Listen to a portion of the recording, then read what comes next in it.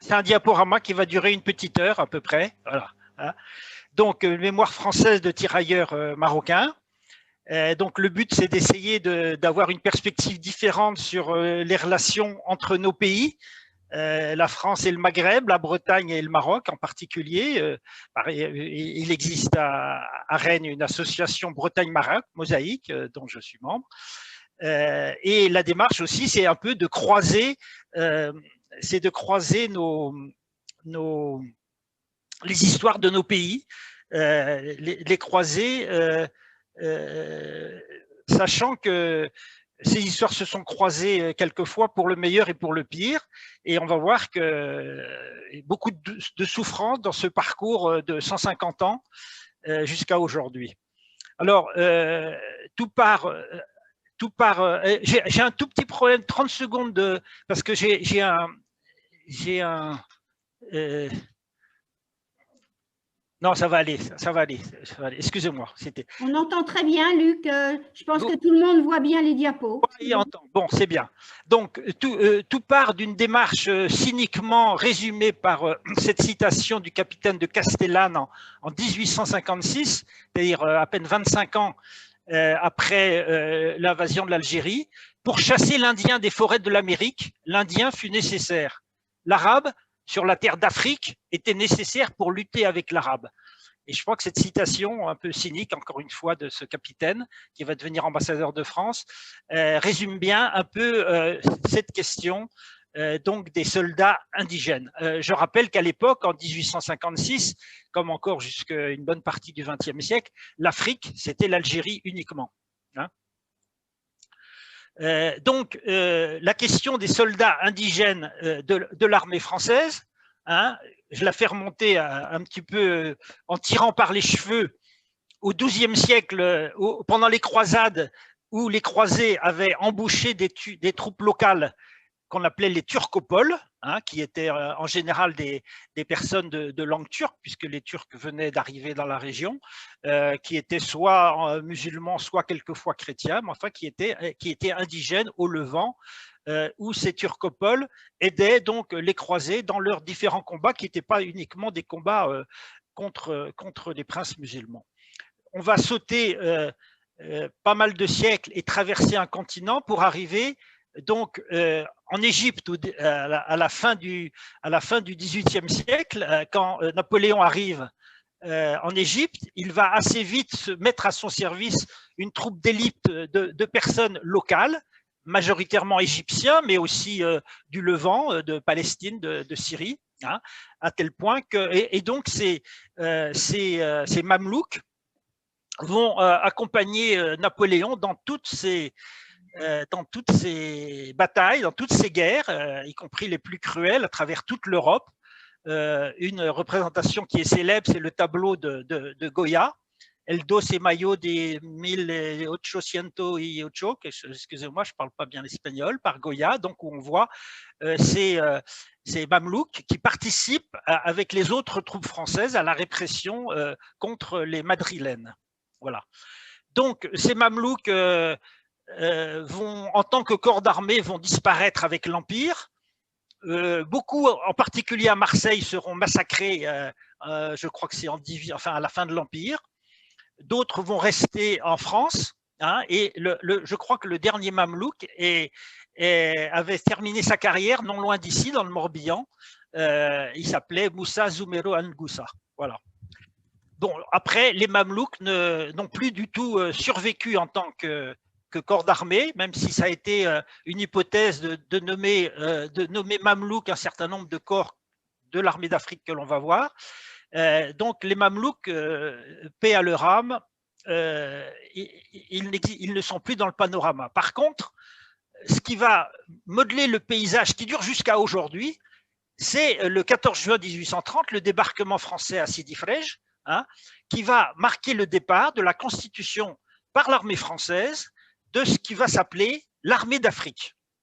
Alors, l'armée d'Afrique, c'est donc la conquête de l'Algérie, la prise d'Alger le 5 juillet, et donc l'armée française va créer de nouveaux corps, d'abord des corps à recrutement surtout européen, à recrutement même uniquement européen en ce qui concerne la Légion étrangère, qui est créée en 1831, hein, et qui jusqu'à aujourd'hui, puisqu'il y en a en ce moment dans l'opération Barkhane, va parcourir le monde et qui avait sa base en Algérie jusqu'à l'indépendance et qui s'est replié en tant que base sur la France. Autre corps d'armée essentiellement européen, mais créé à l'occasion, juste après la conquête d'Alger, c'est les chasseurs d'Afrique. Hein, les chasseurs d'Afrique bien connus par cette étiquette que vous avez dans les bars de la mer Picon, puisque c'est une boisson qui a été inventée au moment juste avant la prise de Constantine en 1837. Donc, hein, les chasseurs d'Afrique, à ne pas confondre surtout avec un chasseur d'Afrique Tartarin que l'on retrouvera ici le 12 mars sur le même à l'UTL de Bretagne romantique. Donc 1830, l'armée française récupère, en plus d'avoir créé des troupes spécifiquement européennes, donc forcément d'origine métropolitaine au départ, hein, puisqu'il n'y avait pas encore d'Européens en Algérie, l'armée française va récupérer des troupes à recrutement surtout indigènes qui préexistaient, qui étaient au service du Dey d'Alger, comme il y en avait d'ailleurs au service du Dey de Tunis, ce sont les Zouaves. Les Zouaves, dont le nom vient de Azwawa, c'est une confédération de la Grande Kabylie, hein, et donc ces Zouaves étaient donc des guerriers kabyles qui, comme selon la tradition kabyle, avaient déjà depuis plusieurs siècles la tradition d'émigrer et de se mettre au service de patrons et quelquefois au service de dirigeants. Donc il y avait des Zouaves au service du Dey d'Alger, il y en avait d'autres au service du Dey de Tunis. Quand la France abat le régime à Alger, elle récupère ces régiments de Zouaves qui donc au départ sont des régiments principalement indigènes. Mais au bout de 10 ans, en particulier au moment de la bataille de Mouzaya en 1840, une bataille qui opposait donc les troupes françaises essentiellement des Zouaves et aux troupes d'Abdelkader, et qui était du côté français, c'était Lamoricière qui dirigeait. L'état-major, et en particulier Lamoricière, va changer son fusil d'épaule et va arrêter un recrutement de Zouaves indigènes pour faire progressivement des Zouaves qui sont strictement européens, uniquement européens et même métropolitains. Hein. Les Zouaves, jusqu'à aujourd'hui, sont en tout cas pendant tout le 19e et 20e siècle, vont être des soldats d'origine métropolitaine, bien qu'ils gardent ce costume oriental qui est bien connu. Et alors ces Zouaves, ils vont intervenir sur beaucoup d'opérations extérieures de la France, en particulier au Mexique, et encore jusqu'à aujourd'hui, si vous demandez à des amis mexicains, hein, eh ben, je ne sais plus à quelle date, je crois que c'est le 5 mai, les Cinco de Mayo, hein, il y a un défilé à Mexico où il y a des Zouaves en costume de Zouaves français qui défilent. Donc ça, c'est la guerre du Mexique de 1861-1864. Et ces Zouaves, donc, vont donner l'image, petit à petit, dans tout le monde, de troupes d'élite. Hein, ce qui fait que, dans la guerre de sécession, on va avoir des Zouaves confédérés, sudistes, avec un costume qui s'inspire des Zouaves français, contre des Zouaves nordistes, des Yankees, qui seront plus nombreux. Les Yankees font beaucoup plus de Zouaves. Donc, vous voyez, c'est le modèle, en reprenant à la fois le nom de Zouaves et en reprenant le costume des Zouaves.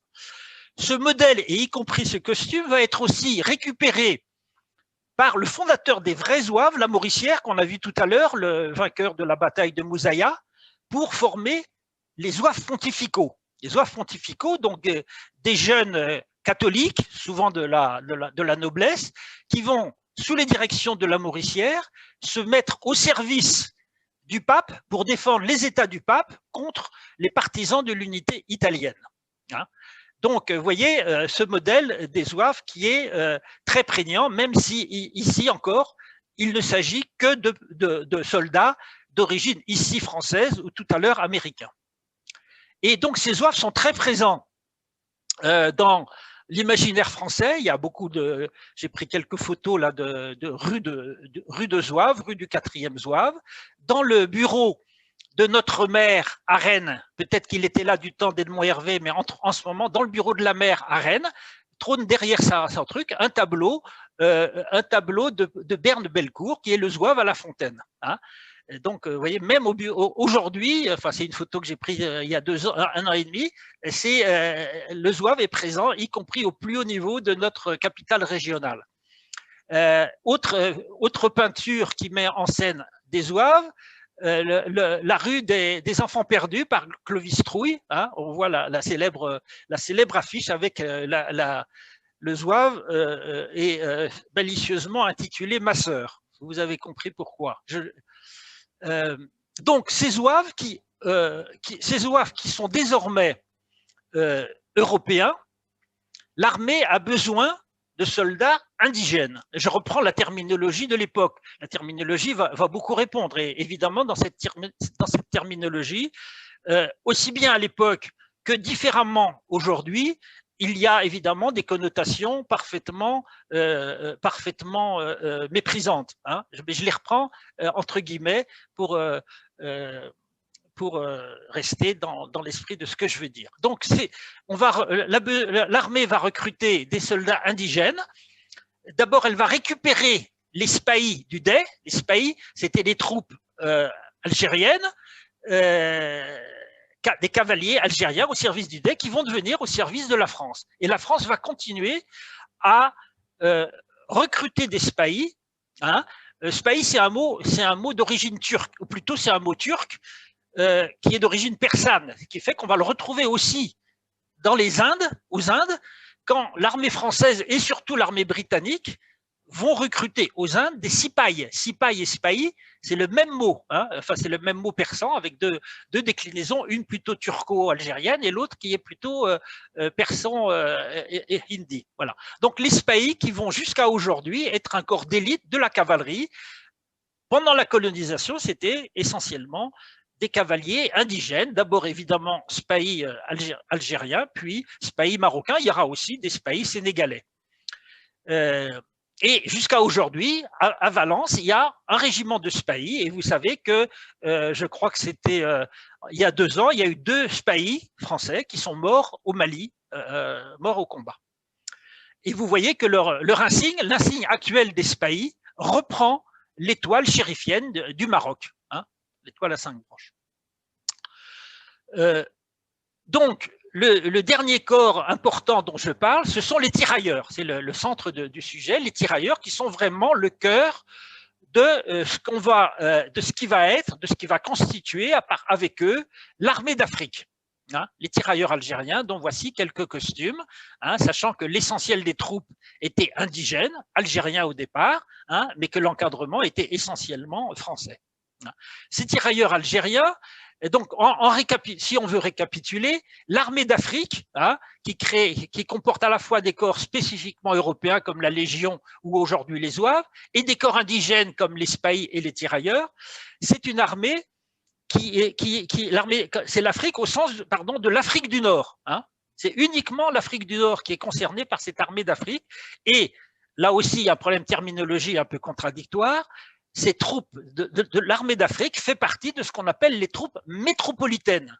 Hein. Donc, vous voyez, on change de continent. Et par opposition aux troupes coloniales. Les troupes coloniales, qui sont bien connus par les tirailleurs sénégalais. Vous avez peut-être vu récemment sur la chaîne parlementaire, je crois que c'est encore disponible sur la chaîne parlementaire, un très beau reportage sur les derniers tirailleurs sénégalais.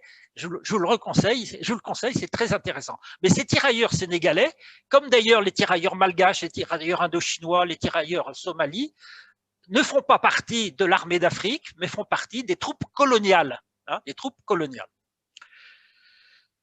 Et dans chaque, vous voyez la carte de l'Empire français 1837, dans chaque territoire, dans chaque colonie française, hein, au sens large, y compris protectorat, on avait un corps de tirailleurs. Mais chaque territoire n'avait pas un corps de tirailleurs avec le nom du territoire. Par exemple, les tirailleurs sénégalais étaient majoritairement non sénégalais, c'était majoritairement des Soudanais, c'est-à-dire des Maliens d'aujourd'hui, des Ivoiriens, jusque même des gens d'Afrique équatoriale française, Congo, Gabon, etc. Hein. Les Comoriens, dont en particulier nos compatriotes mahorais, qui sont particulièrement nombreux à Rennes, hein, servaient soit dans les tirailleurs somalis, soit dans les tirailleurs malgaches, etc., etc.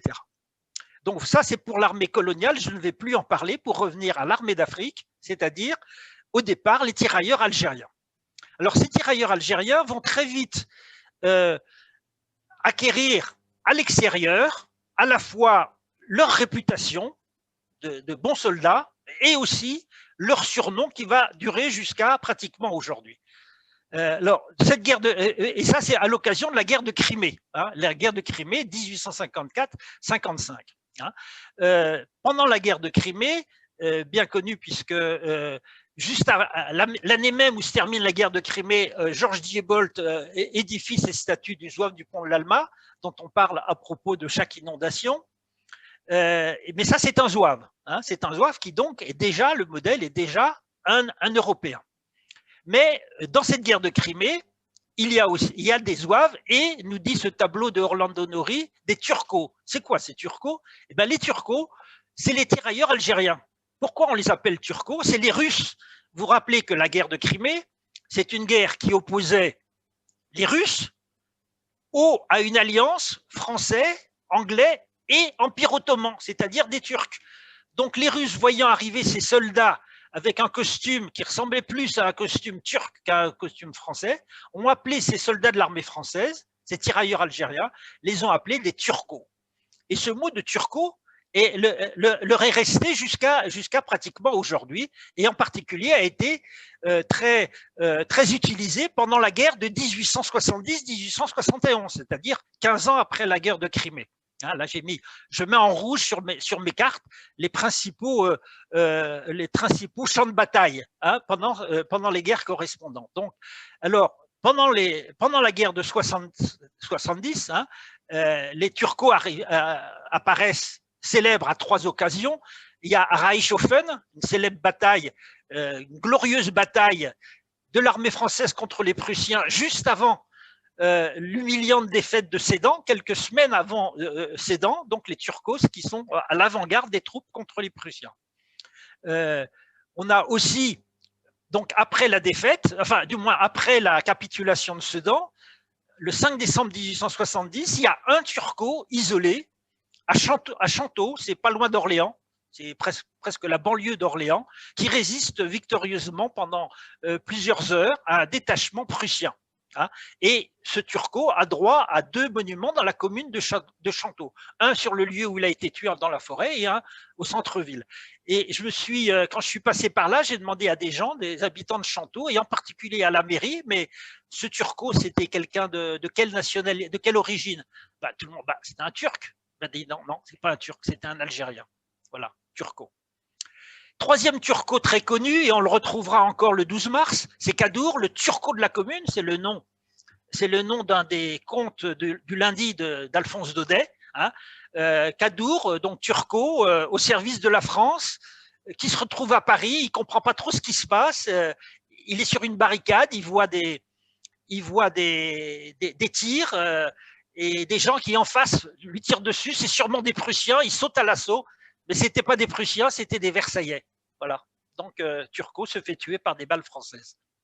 Voilà les Turcos de la guerre de 70. 10 ans après, c'est l'invasion, l'invasion de la Tunisie par la France. Et là aussi, des tirailleurs algériens vont participer à cette campagne de Tunisie qui va aboutir au traité de Bardo et au protectorat. Et protectorat dans le cadre duquel la France va recruter des tirailleurs tunisiens, mais qui au départ vont être constitués sous le nom de tirailleurs algériens, bien que ce soit des Tunisiens. Ce n'est qu'en 1914 que les tirailleurs de Tunisie vont on va créer des régiments qui vont s'appeler régiments de tirailleurs tunisiens. qui vont aussi participer aux opérations de toutes les guerres françaises. Donc voici pour la Tunisie. Donc je vous rappelle l'invasion de la Tunisie prétextée par des incursions de Kroumir sur le territoire français, en l'occurrence l'Algérie, et donc hop, on y va, puis on va un peu plus loin que la Kroumirie jusqu'à Tunis. À peu près pareil pour le Maroc, 25 ans après, hein, où cette fois, c'est plus les Kroumirs de l'Est, c'est les Beni Snassen et surtout les Chleux de l'Ouest, qui vont servir de prétexte à ce qu'on appelle pudiquement la pénétration pacifique au Maroc, qui commence dès 1907 par Oujda d'un côté et par Casablanca de l'autre, avec entre autres, mais pas uniquement, des tirailleurs algériens, hein, puisqu'à l'époque, c'était que des tirailleurs algériens qui officiaient. Alors voici une carte qui reflète, une carte qui doit dater à peu près des années 1927, je crois, qui reflète les étapes de la conquête française du Maroc, hein, donc qui commence en 1907, qui devient plus officielle par le protectorat en 1912 avec le traité de Fès qui instaure le protectorat, à partir duquel l'IET va créer les tirailleurs marocains en 1915, hein, et qui vont participer aux guerres du Maroc jusqu'à l'achèvement de la conquête en 1934. Donc à peine créés, ces tirailleurs marocains vont être expédiés en métropole pour défendre j'allais dire la patrie, pour défendre la France. Hein.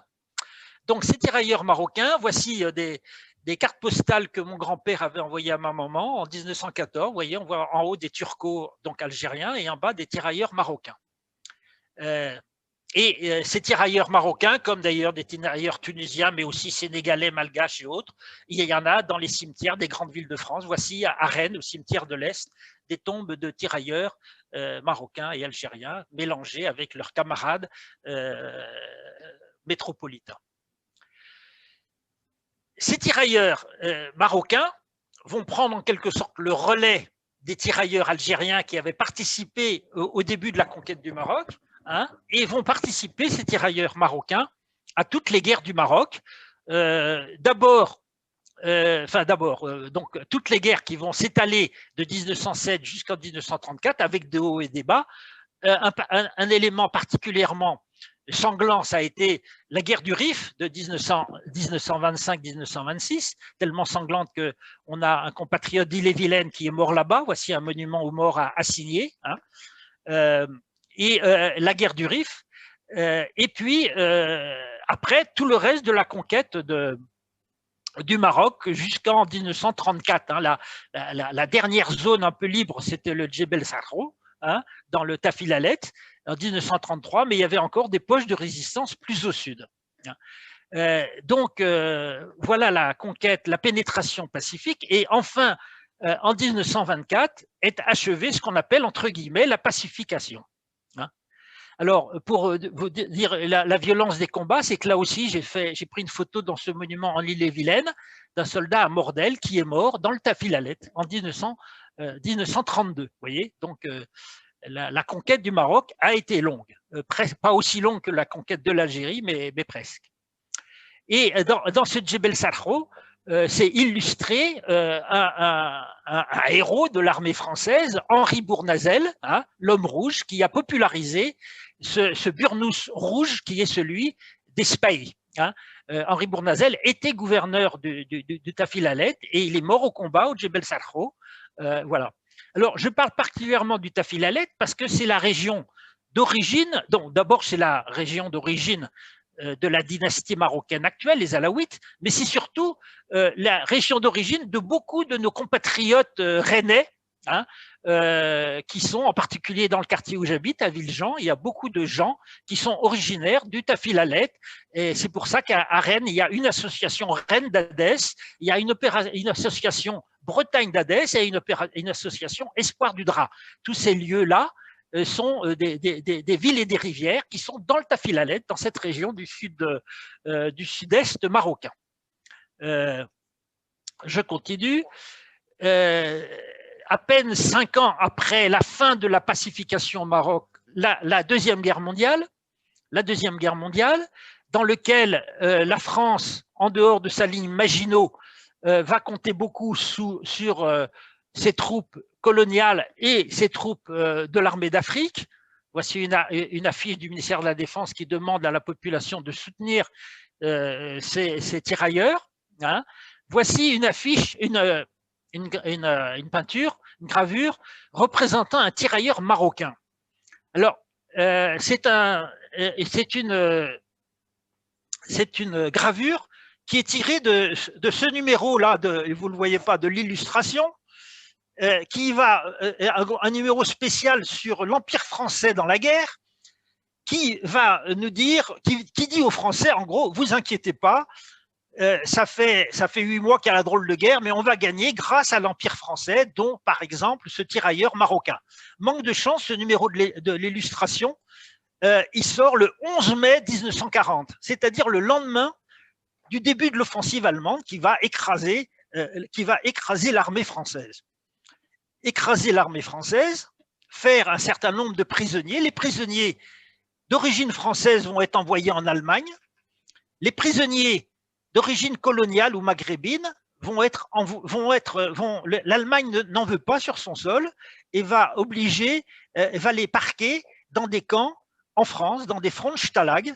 Il y en avait un, par exemple, à Rennes, à la caserne du Colombier, le Frontstalag 133, c'était à la caserne du Colombier à Rennes pour les Rennais qui m'écoutent. Voilà. Donc, ça, c'est la première partie de la guerre, la drôle de guerre qui se finit très mal. Et puis, il y a la deuxième partie de la guerre qui va arriver à la libération de la France, mais malheureusement pas à la libération du Maghreb. Hein.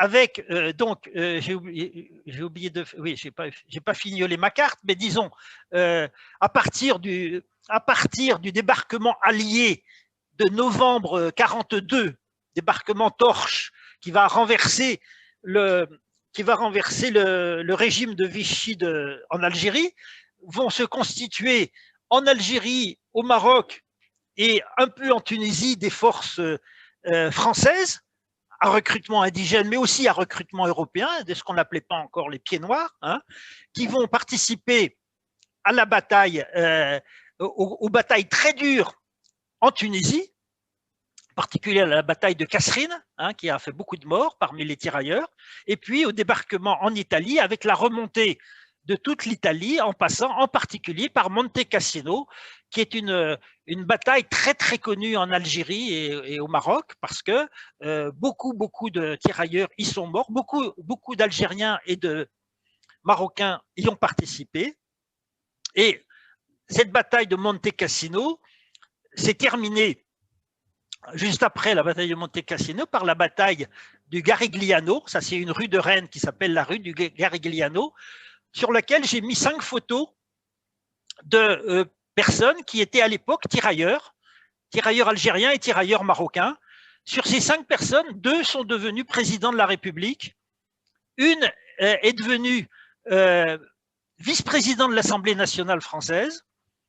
Une est devenue championne olympique de marathon. Et tout en bas à gauche, chef d'état-major de l'armée marocaine. Bon, vous les aurez tous reconnus.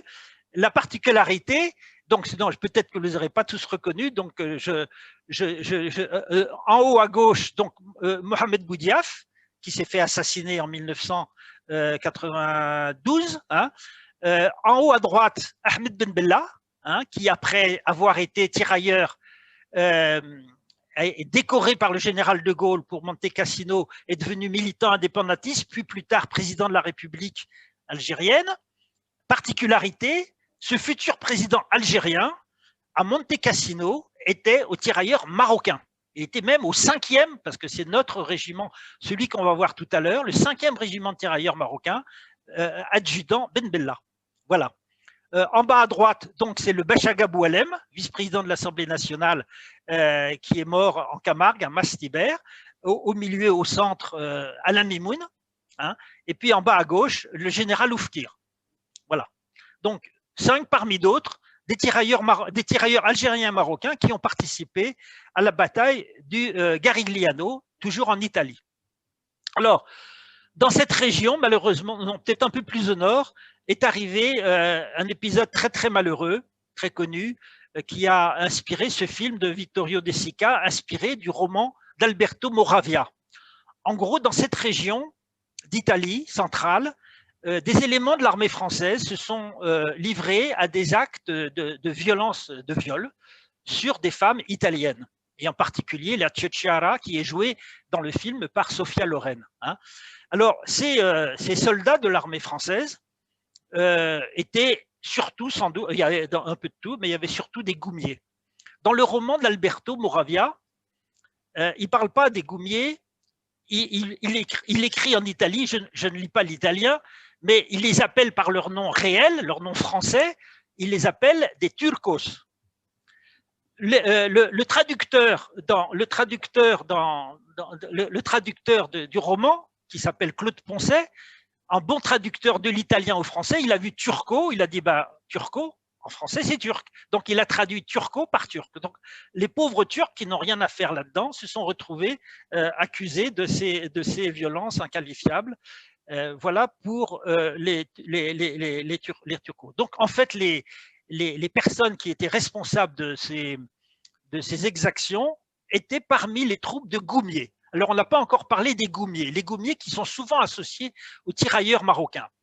Les goumiers, au départ, enfin déjà, le mot goumier, enfin, c'est la francisation, c'est un mot français, dérivé du mot arabe goum. En arabe c'est qoum. Qoum, c'est à la fois le peuple, le groupe, mais c'est aussi, ça veut dire debout. Les goumiers, c'était donc des troupes locales, des supplétifs recrutés par l'administration française, par le protectorat, pour aider comme troupes auxiliaires dans la conquête du Maroc. Au départ, ils n'avaient vocation qu'à rester au Maroc. D'ailleurs, ils emmenaient avec eux leurs femmes et enfants et leur nourriture, et ils devaient se servir, se nourrir sur place en mangeant sur la baie, si vous voulez, et y compris la hiérarchie militaire française leur laissait faire toutes les exactions possibles et imaginables, mais on leur avait bien dit avant le débarquement, en France, une fois que vous êtes en France, vous ne touchez pas aux femmes. Bon, la consigne s'est peut-être appliquée à la France, mais malheureusement pas comme on l'a vu en Italie. Donc ces goumiers étaient regroupés dans ce qu'on appelait des tabors. Des tabors, c'est un mot turc, ça n'a rien à voir avec le parc du Tabor à Rennes. Voilà. Et alors voici une photo d'un goumier marocain avec sa djellaba très caractéristique, son casque caractéristique, et derrière, on voit ses mulets, parce que les goumiers ont été très connus dans cette bataille d'Italie, à la fois par leur costume, qu'on voit sur ce timbre français aussi, mais par le fait qu'ils étaient experts dans le maniement des mulets. Les mulets, ce qu'on appelait la brelle force, en arabe, brelle, c'est le mulet. C'est ce qui a donné en français, pour notre génération, le mot brelle pour désigner la mobilette. Voilà. Donc, les goumiers étaient très habiles pour mener les troupes de mulets, qui ont été un instrument indispensable dans les montagnes d'Italie pour vaincre. C'était ce qu'on appelait la démodernisation de l'armée. On avait des blindés, on avait des automitrailleuses, mais dans les montagnes, ça ne va pas. Et donc, on a recruté massivement des mulets qui ont même été achetés aussi par les Américains et les Anglais. Donc, voici pour les goumiers, dont la légende a été un peu enjolivée par ce très beau roman que je vous conseille de Joseph Peyre, La légende du goumier Saïd, qui raconte un peu l'histoire fictive d'un goumier depuis son état de berger dans l'Atlas marocain jusqu'à la fin, jusqu'à la libération de la France. Voilà. Et puis, autre événement qui a popularisé les goumiers, bien que ce ne soit pas forcément lui le plus sympathique dans le film, c'est Sami Nassiri, dans le film Indigène. Donc l'on voit là, le deuxième en partant de la gauche, Sami Nassiri, avec son costume de goumier, on voit sa djellaba rayée, entouré de tirailleurs qui sont plutôt des tirailleurs algériens. Même si Jamel Debbouze, qui est marocain, joue ici le rôle d'un tirailleur algérien. Donc ce film Indigène, on en reparlera parce qu'il a été très important pour les tirailleurs marocains, algériens et même sénégalais. Voilà. Alors, donc cette armée, après la campagne d'Italie, l'armée d'Afrique devient la première armée, ce qu'on appelle la première armée française, et va libérer Dijon. Là, c'est une plaque à Dijon. Dijon libéré par la première armée française, avec entre autres ce char qui venait d'Oran, qui était conduit par ce qu'on appellerait aujourd'hui des pieds noirs. Mais dans cette armée d'Afrique qui libère des gens, il y a beaucoup de tirailleurs et beaucoup de tirailleurs marocains. Et on va voir que cette participation très importante des tirailleurs, en particulier marocains, à la libération des gens, c'est très important pour nos compatriotes dijonnais d'origine marocaine, parce qu'on va voir tout à l'heure que beaucoup de dijonnais sont d'origine marocaine, sont les enfants de tirailleurs marocains. On va voir pourquoi. Donc l'armée d'Afrique libère entre autres Dijon. Je ne peux pas, même si ce n'est pas le sujet, rappeler qu'à la fin de la Deuxième Guerre mondiale, le 8 mai, il y a eu les massacres terribles à partir du 8 mai pendant un mois à Kherata, Guelma et Sétif. Hein. J'en parle parce que ce n'est pas tout à fait le sujet. Je ne crois pas qu'il y ait eu des tirailleurs marocains mêlés à ces massacres. Par contre, il y a eu des tirailleurs sénégalais qui ont été utilisés dans la répression massive, les milliers de morts par l'armée française. Bon, c'était juste pour honorer aussi ces morts-là que j'ai mis cette diapositive. Alors, donc, après la Deuxième Guerre mondiale, la plupart des Marocains, des tirailleurs marocains, vont revenir au Maroc, retourner à la vie civile. Ici, par exemple, c'est Abdallah Habchi, c'est le papa d'une de mes amies de Dijon, qui, après la Deuxième Guerre mondiale, après la libération de la France, jusqu'en Allemagne, parce que Mahjouba me rappelle quelquefois qui racontait les terribles hivers des Vosges et de l'Allemagne, il retourne à la vie civile, il va être responsable de la plage du Casino, ça n'a rien à voir avec Monte Cassino, mais à Rabat. Ça, c'est le cas que je n'ai pas connu ce monsieur. Beaucoup de tirailleurs marocains vont être envoyés en Indochine, pendant la guerre d'Indochine. La guerre d'Indochine commence en gros à 1946, mais la France ne va pas envoyer tout de suite des soldats de l'armée d'Afrique parce qu'il y a eu des événements, ne serait-ce que Sétif 1945, des événements qui montraient qu'il y avait des risques de contagion entre colonisés, mais finalement, on a faute de soldats. Je rappelle que la guerre d'Indochine, ce n'était soi-disant que des volontaires, il n'y avait pas d'appelés, et donc on va envoyer des tirailleurs marocains dès 1947, puis d'ailleurs des goumiers en 1948 dans cette guerre d'Indochine qui va être terrible et que j'ai un peu revécu en écoutant de nombreuses fois Ahmed Chishiba, qui a eu une vie très très malheureuse, mais en particulier en Indochine. Alors,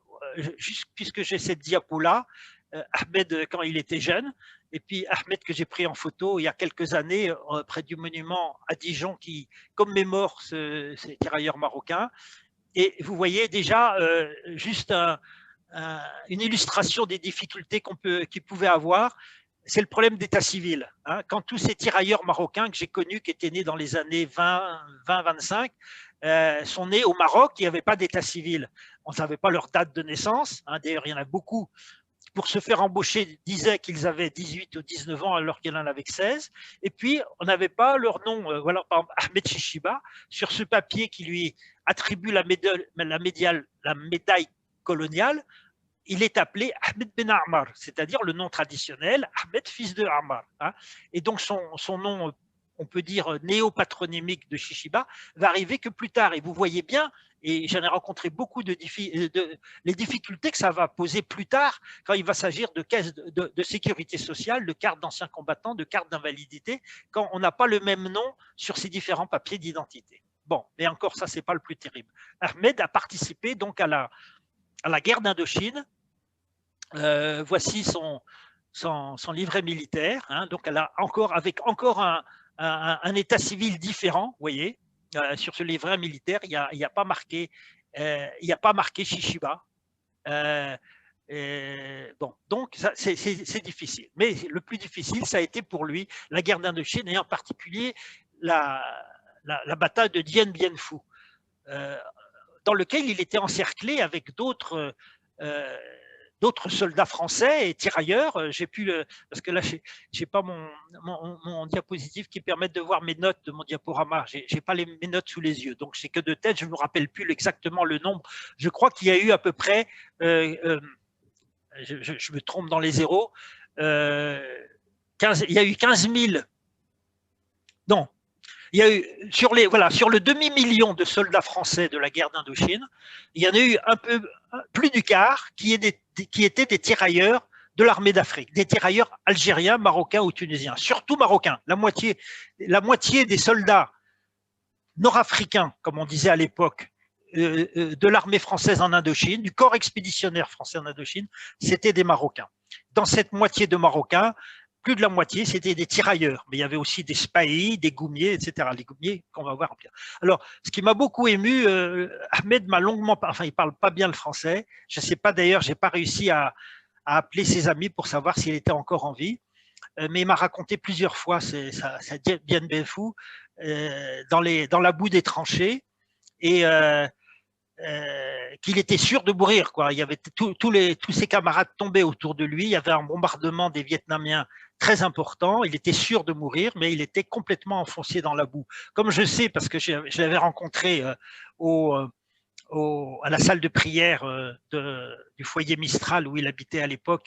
Je sais qu'il était très pratiquant. Je lui ai dit, mais dans ces cas-là, vous deviez beaucoup prier. Et il m'a dit d'une manière désespérée, il m'a dit non, je ne pouvais pas prier parce que je ne pouvais pas me laver, j'étais dans la boue, je ne pouvais pas me laver, j'étais pas. Voilà. Et ça m'a bouleversé, cette détresse qu'il y avait. Bon, il en est sorti. Il est rentré au Maroc, ce qui lui a fait perdre tous les avantages de ceux des tirailleurs marocains qui sont restés en France. Après, il est revenu en France pour essayer de récupérer ça, ça n'a pas marché. Il a été hébergé dans un foyer Sonacotra à Dijon, à Fontaine-Douche.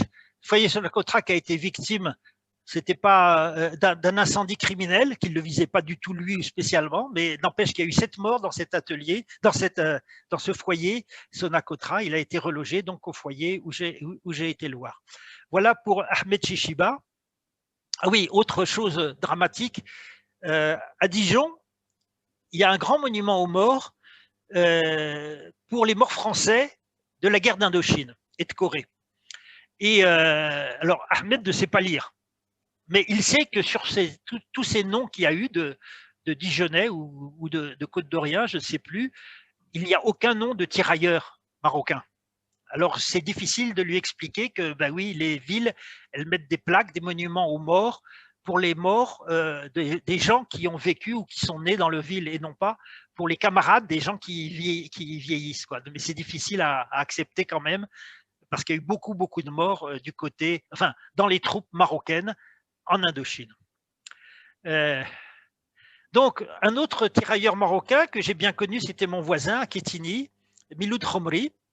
C'est sa fille qui devait être avec nous ce soir par Zoom, qui m'a donné toutes ces photos.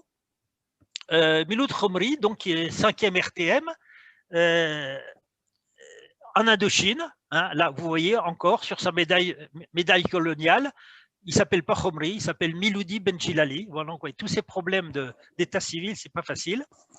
Le voici avec des camarades en Indochine, je pense que c'est à Saïgon. C'est Khadija qui m'a donné la photo, elle n'a pas su me dire, je ne sais pas si elle nous écoute, je l'avais invitée. Je pense qu'elle elle est en train d'arriver, Luc, je pense. Ah, ben, bienvenue, voilà. Donc, voilà, donc c'est le papa de Khadija avec ses copains, je pense à Saïgon, sans doute avant Dien Bien Phu. Alors, Miloud Khomri obtient la carte de combattant volontaire Barrett Indochine. Hein, j'insiste sur le mot volontaire, puisque je rappelle qu'en Indochine, tous les soldats français étaient censés être volontaires. Hein, et donc, voilà. Alors, après l'Indochine, tous ces soldats, tous ces tirailleurs marocains, qu'ils soient ou non du 5e régiment de tirailleurs marocains, Ahmed Chishiba, qu'on a vu tout à l'heure, n'était pas au 5e. Par contre, Miloud Khomri, oui, au 5e régiment de tirailleurs marocains. Après l'Indochine, qu'est-ce qu'ils font? Alors déjà, ce qu'on peut dire, c'est que les tirailleurs, ça existe encore aujourd'hui. Hein. Il y a un régiment de tirailleurs à Épinal.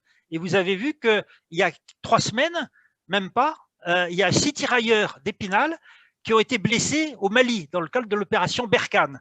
Et on va voir, je ne reprojetterai pas la photo, mais ce régiment de tirailleurs à Épinal reprend tous les traditions, on peut dire péjorativement le folklore des tirailleurs algériens et marocains, avec la mascotte, le bélier mascotte qui va sûrement s'appeler Messaoud, le fez et le pantalon bouffant. Bon, ça c'est pour dire simplement ce que sont les tirailleurs aujourd'hui. Alors, je reviens après l'Indochine. Miloud Khomri revient d'Indochine par bateau jusqu'au Maroc, à Casablanca. Hein. La traversée est très longue, je ne sais plus, il faut 1 mois et demi, 2 mois de traversée pour arriver à Casablanca. Donc, ça, c'est juste après, je n'ai pas les dates exactes, mais juste après la défaite de Dien Bien Phu de mai 1954. Hein. Quelques semaines à Casablanca, voici une photo donnée par Khadija, donc Miloud Khomri avec ses amis à Casablanca.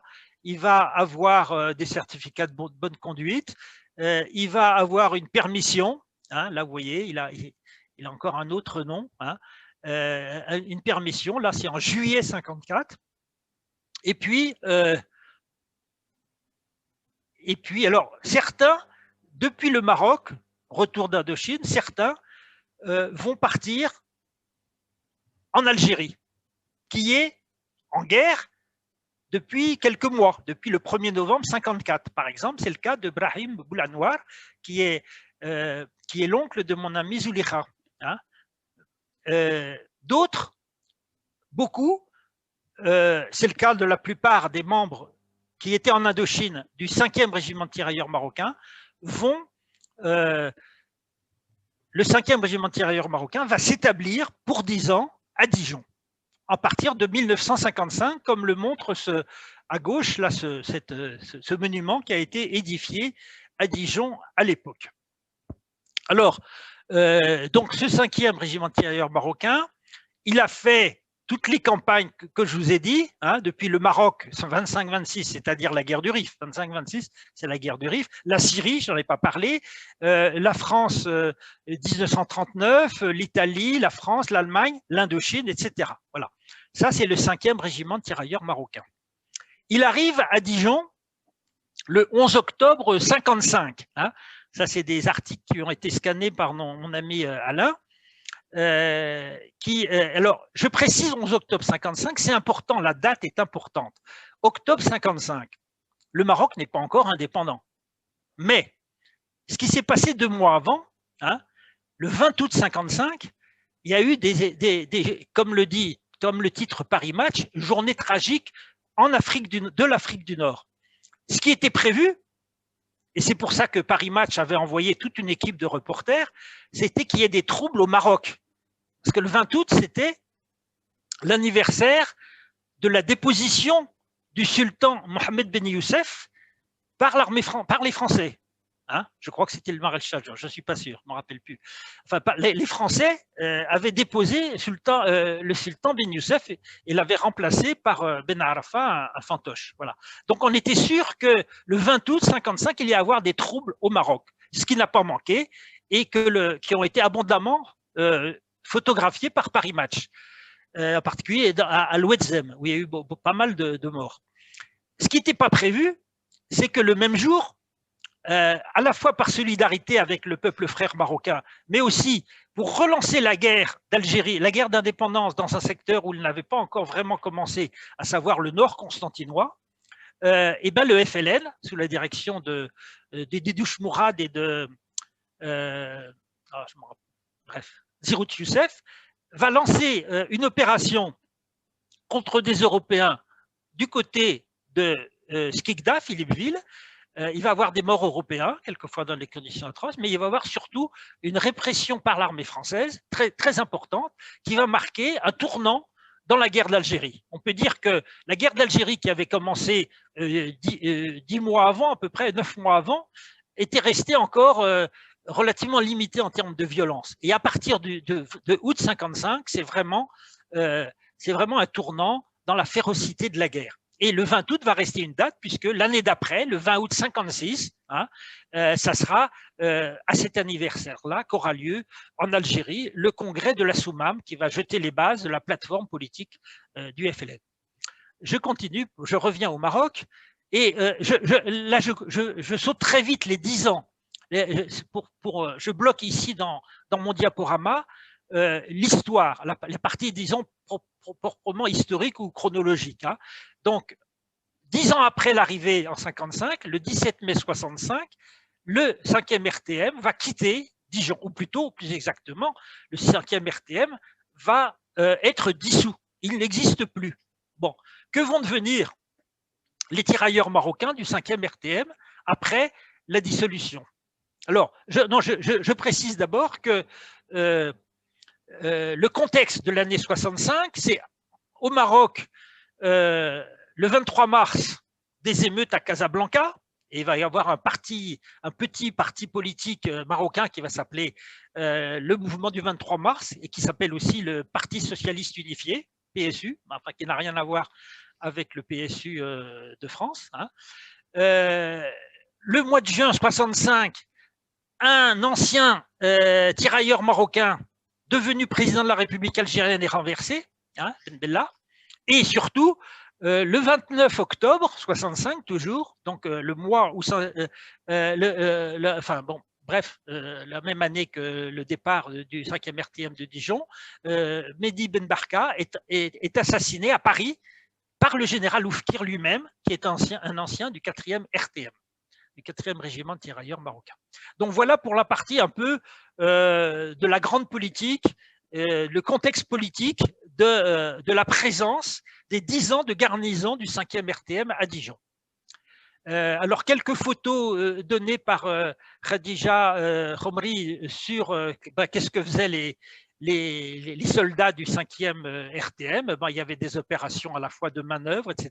Il y avait aussi des opérations liées à la guerre d'Algérie, mais en métropole. Bon, donc, en particulier, ce sont des tirailleurs marocains de Dijon qui ont découvert, dans une forêt à côté de Dijon, le cadavre d'un militant du MNA, de Messel Haj, assassiné par des militants du FLN. Ce sont des tirailleurs marocains à Dijon qui étaient chargés de protéger les bâtiments publics pendant la vague d'attentats de l'OAS en 61-62.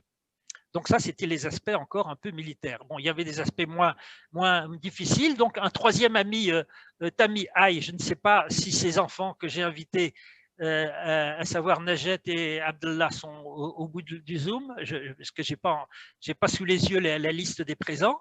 Donc c'est leur papa qui est encore vivant. Et donc voici les photos de lui en tenue de militaire et de cuisinier au 5e RTM, avant donc la dissolution du 5e RTM. Alors, la devise du 5e RTM, comme d'ailleurs de beaucoup de troupes marocaines de l'armée française, c'était sans peur et sans faiblesse. La khaouf wala hanan, sans peur. Alors, je ne sais pas si, parce que je ne vois pas les participants du Zoom là, mais je sais que tous mes amis enfants de tirailleurs marocains à Dijon ont entendu à plus que de raison ce slogan énoncé quelquefois crié par leur papa, la khaouf wa la hanan, qui n'est pas forcément une devise pleine toute pacifique. Voilà, alors donc le 5e RTM c'est un signe où est gravé en lettres pas très lisibles la devise, la khaouf la hanan, avec le lion de l'Atlas et puis l'étoile chérifienne. L'étoile chérifienne qui est désormais, depuis le milieu du XXe siècle, fixée à 5 branches, sachant qu'elle a été quelquefois, c'est pour la petite histoire, parce que souvent les gens ne se rappellent pas qu'elle a été aussi, l'étoile chérifienne du Maroc, elle a été à 6 branches, comme on peut le voir sur ce clairon, d'un tirailleur marocain, d'une nouba de tirailleurs marocains. Alors j'en viens justement au nouba, parce que c'est l'élément le plus visible et le plus connu des Dijonnais de ma génération. Les instruments de la nouba des tirailleurs marocains, c'était le clairon, le bourg, et puis la raïta qui est un peu le cousin de la bombarde bretonne. Et voici la nouba du 5e RTM qui défile à Dijon, photo donnée par Khadija. Voici encore en ordre de marche la nouba du 5e RTM, hein, avec ses instruments de musique, et en plus là les tambours, sachant que j'ai oublié de dire que les régiments de tirailleurs marocains, surtout après la guerre d'Algérie, donc quand il n'y avait plus beaucoup de conflits, incorporaient aussi des appelés français. Hein, et là, les instruments de musique qu'on voit, c'est plutôt des instruments d'appelés français. Et l'élément aussi très populaire des tirailleurs marocains ou algériens d'ailleurs aussi, c'était la mascotte. Hein, la mascotte qui était soit un bouc, soit ici à Dijon un bélier, qui s'appelait, d'après Tami, Messaoud. Et j'ai retrouvé ce nom de Messaoud dans beaucoup de béliers et même de boucs, mascottes d'autres régiments de tirailleurs. Alors, petite histoire, quand la France a envahi la Tunisie en 1881, aidé entre autres par des tirailleurs algériens, hein, quand ces tirailleurs algériens campaient, je crois, dans les forêts de Kroumiri, qui sont très riches en sangliers, ils avaient adopté un petit sanglier qui est devenu la mascotte du régiment. Hein, donc voilà, en dehors des béliers et des boucs qui sont les mascottes classiques, hein, il y a eu aussi un sanglier. Alors évidemment, ce sanglier, à sa mort, n'a pas été mangé, mais rassurez-vous, Messaoud, les moutons ne sont pas non plus mangés. Hein. Les moutons mascottes ou les béliers, les béliers ou les boucs mascottes ne sont pas mangés, ils sont enterrés. Hein. Et par contre, les tirailleurs marocains étaient réputés pour les méchouis qu'ils faisaient. Et par exemple, Miloud Khomri, ici c'était dans le cadre du 5e régiment de tirailleurs marocains, mais retourné à la vie civile, Miloud Khomri, dans la petite ville où j'habitais à côté de Dijon, à Quetigny, était régulièrement sollicité par les municipalités pour organiser des méchouis municipaux ou pour l'AFMACA ou autres associations locales. Alors, après dissolution de ce 5e RTM, hein, déjà même pendant la 5e RTM, il y a eu des émissaires marocains qui sont venus en France pour essayer de recruter des tirailleurs dans les régiments de tirailleurs marocains de l'armée française pour les incorporer dans les forces armées royales. Et en particulier, c'est ce que m'a dit Idriss Boudrissa à Dijon, en 63, il y a eu en particulier une vague importante de recrutement marocain, de tirailleurs marocains pour les forces armées royales. Pourquoi en 63 ? Eh bien parce qu'en 63, il y a eu la malheureuse guerre des sables, comme on dit, entre l'Algérie et le Maroc, et que le Maroc avait besoin de renforcer son armée, en particulier avec des soldats expérimentés, dont plusieurs avaient fait la guerre d'Indochine, et donc plusieurs sont partis dans ces forces armées royales en espérant, et certains ont réussi, à avoir une promotion plus importante. Il y avait très peu de tirailleurs marocains dans l'armée française qui arrivaient à des grades importants. Hein. Il y en avait qui avaient déjà, hein, le futur général Oufkir était déjà gradé dans l'armée française, le Bachaga Boualem aussi, tirailleur algérien, était déjà gradé, capitaine, mais la plupart restaient à la base. Hein. C'était difficile de grimper. Donc dans les forces armées royales, c'était censé, enfin a priori, on a fait le pari, ça serait plus facile. Donc première comment dirais-je,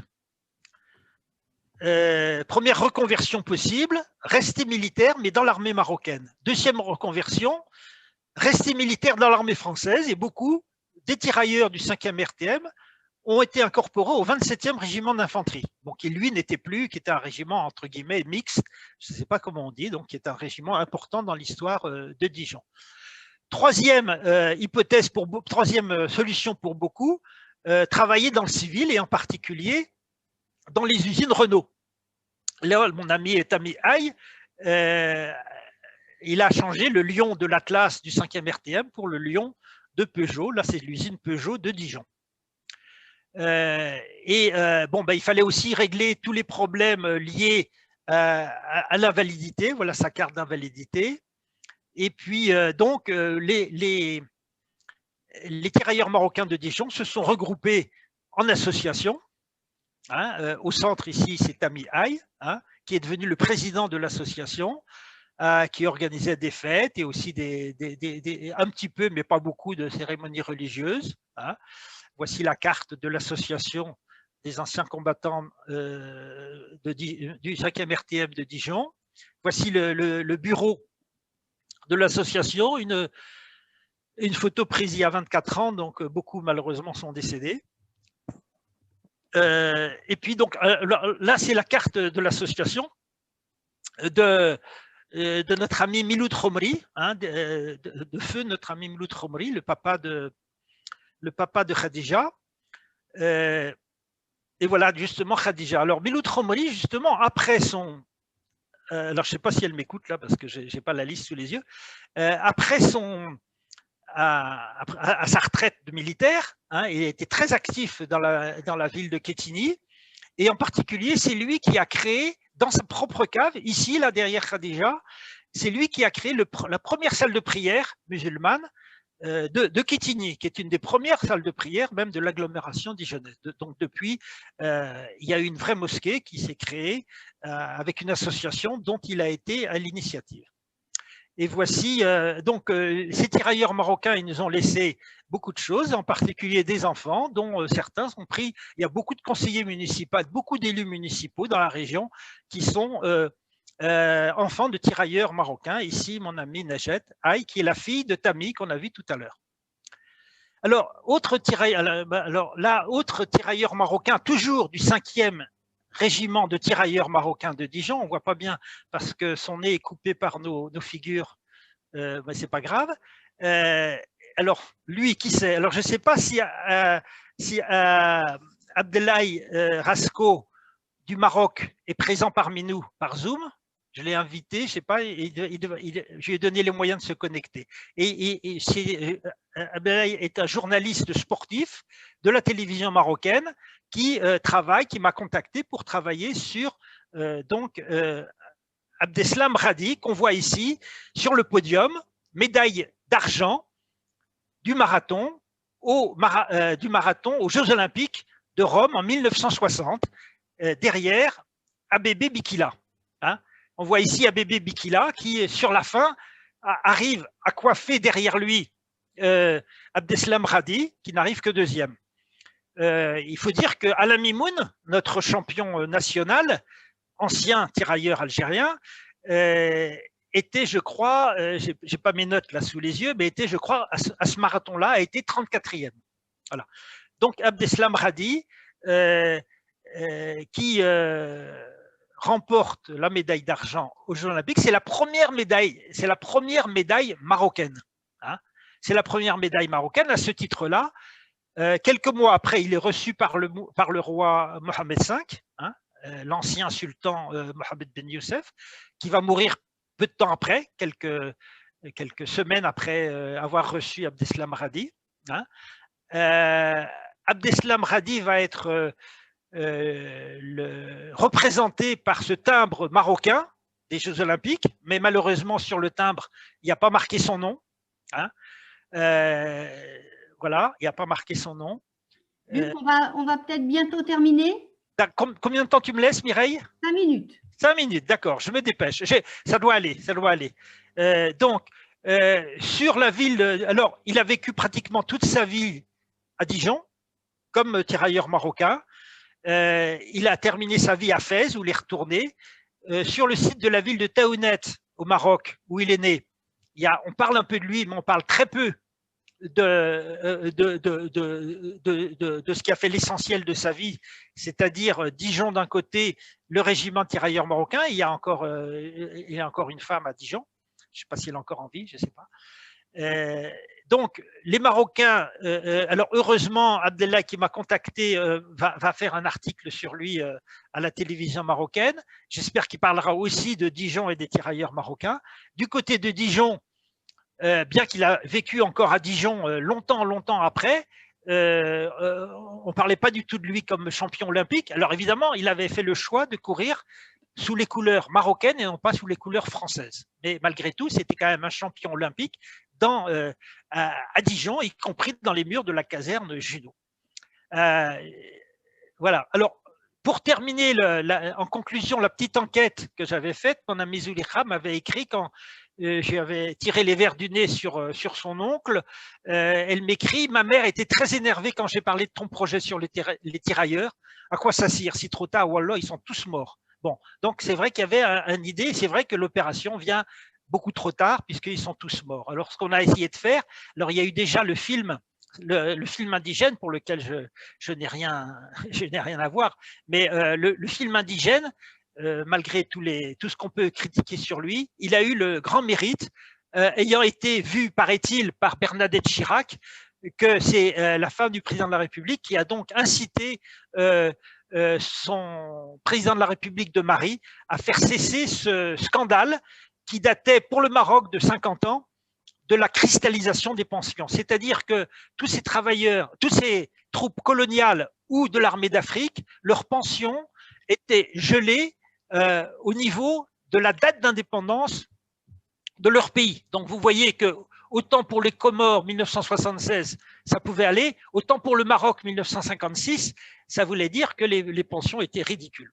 Donc ça, c'est la deuxième conséquence. Et puis, enfin, ce qu'on a réussi à faire avec la Maison de la Méditerranée à Dijon, c'est avoir une rue en l'honneur du 5e régiment de tirailleurs marocains, grâce au maire Alain Millot, ici, présent. En dessous, vous voyez à côté de lui, Tami Haï.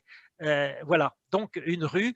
On s'est battu pour que ça s'appelle rue du 5e régiment de tirailleurs marocains parce que les services de la mairie voulaient mettre rue du 5e RTM. Mais RTM, ça ne parle pas beaucoup aux gens. Voilà. Voilà la rue du 5e régiment de tirailleurs marocains. Et voilà, j'ai terminé, Mireille. Oh bah, c'est parfait, Luc. Parfait. Merci beaucoup. Merci. Eh bien, écoute, vraiment, merci beaucoup.